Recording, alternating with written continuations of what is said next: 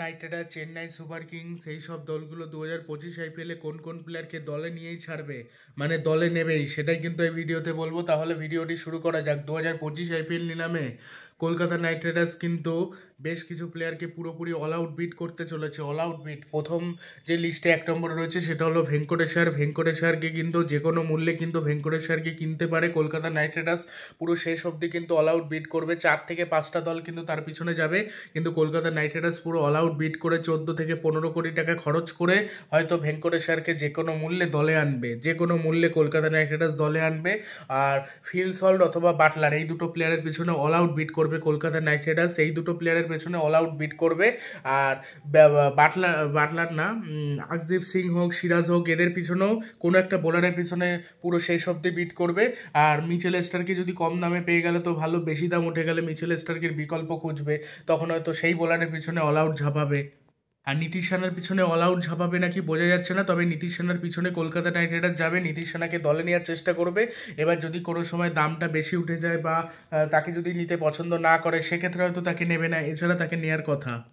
আর তাকে না নিয়ে কী করবে, তার মতো মিডিল অর্ডার ব্যাটসম্যানই তো দরকার। ভেঙ্কটেশ্বর, নীতিশ রানা যারা গত 2-3 বছর ধরে কলকাতা নাইট রাইডার্সের হয়ে জিতিয়ে এসছে, ভালো খেলে এসছে, কলকাতা চ্যাম্পিয়ন করার পেছনে তাদের অবদান অনস্বীকার্য ছিল, বিশেষ করে ভেঙ্কটেশ্বরের। কারণ নীতিশ রানা তো চোটের জন্য খেলতেই পারেনি, তার আগে নীতিশ রানা খেলেছিল। আর যদি ফিল সল্ট, বাটলার এদেরকে না পায়, তাহলে তো ঋষভ পান্তের পেছনে অল আউট যেতে পারে, তবে সেটার চান্স কম। শ্রেয়াস আর ঋষভ পান্ত এদের পিছনে কলকাতা যাবে, বাট এদেরকে নিতে পারে নাকি সন্দেহ।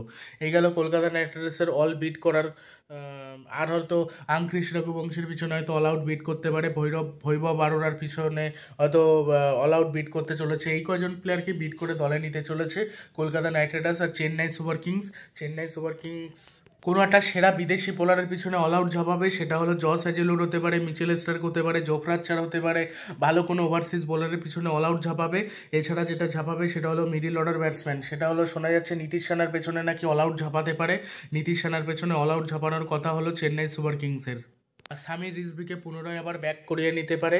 আর ওয়াশিংটন সুন্দরকে টার্গেট করতে পারে চেন্নাই সুপার কিংস। ওয়াশিংটন যদি রবিচন্দ্রন অশ্বিনকে পেয়ে যায়, তাহলে ওয়াশিংটন সুন্দরকে চেন্নাই নেবে না, যদি ওকে না পায় তখনই একে নেবে।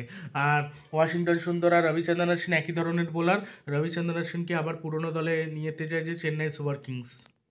আর চেন্নাই সুপার কিংস কিন্তু বরুণ চক্রবর্তীকে টার্গেট করতো, যদি কলকাতা ছাড়তো, কলকাতা যেহেতু ছাড়েনি এই জন্য কিন্তু তাকে টার্গেট করতে পারবে না, তার কারণ বরুণ চক্রবর্তীর দিকে নজর ছিল এই চেন্নাই সুপার কিংসের। এখন আবার নীতিশ রানার দিকে নজরটা পড়েছে, ফিল সল্টের দিকেও যেতে পারে।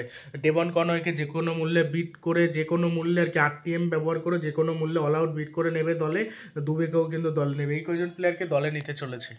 Punjab Kings Steve Smith, Buttler এইসব প্লেয়ারকে হয়তো দলে নিতে পারে। বাটলারকে অনেকগুলো দলে বিট করবে, ফিল সল্টের দামও যেরকম বেশি উঠবে, বাটলারের দামও কিন্তু বেশি উঠবে। ভিডিওটি ভালো লাগলে চ্যানেলটি সাবস্ক্রাইব করবেন।